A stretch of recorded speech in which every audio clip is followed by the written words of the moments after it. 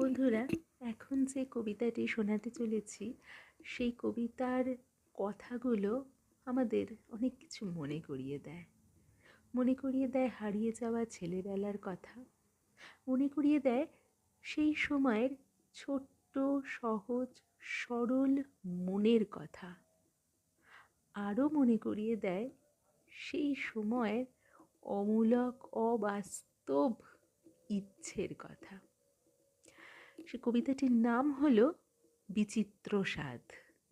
কবিতাটি লিখেছেন আমাদের সকলের প্রিয় বিশ্বকবি রবীন্দ্রনাথ ঠাকুর।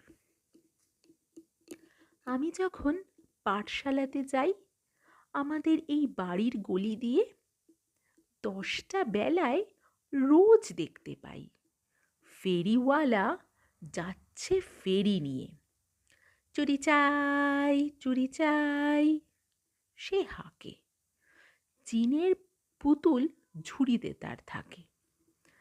যায় সে চলে যে পথে তার খুশি, যখন খুশি খায় সে বাড়ি গিয়ে। 10টা বাজে, 10:30 বাজে, নাইকো তারা, হয় বা পাছে দেরি। ইচ্ছে করে সেলেট ফেলে দিয়ে অমনি করে বেড়াই নিয়ে ফেরি। আমি যখন হাতে মেখে কালি ঘরে ফিরি 4:30 বাজে। কোদাল দিয়ে মাটি কোপায় মালি বাবুদের ওই ফুল বাগানের মাঝে। কেউ তো তারে মানা নাহি করে, কোদাল পাছে পড়ে পায়ের পরে। গায়ে মাথায় লাগছে কত ধুলো, কেউ তো এসে বকে না তার কাজে। মাতারে তো পরায় না সাফ জামা, ধুয়ে দিতে চায় না ধুলোবালি।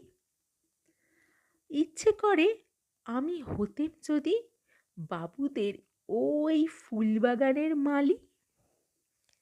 একটু বেশি রাত না হতেই মা আমারে ঘুম পাড়াতে চায়। জানলা দিয়ে দেখি যে পথে পাগড়ি পরে পাহাড়ওয়ালা যায়। আধার গলি, লোক বেশি না চলে, গ্যাসের আলো মিটমিটিয়ে জ্বলে।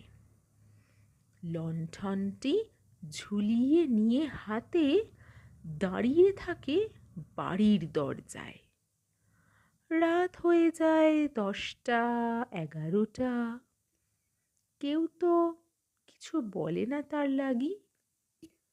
ইচ্ছে করে পাহাড়ওয়ালা হয়ে গলির ধারে আপন মনে জাগি।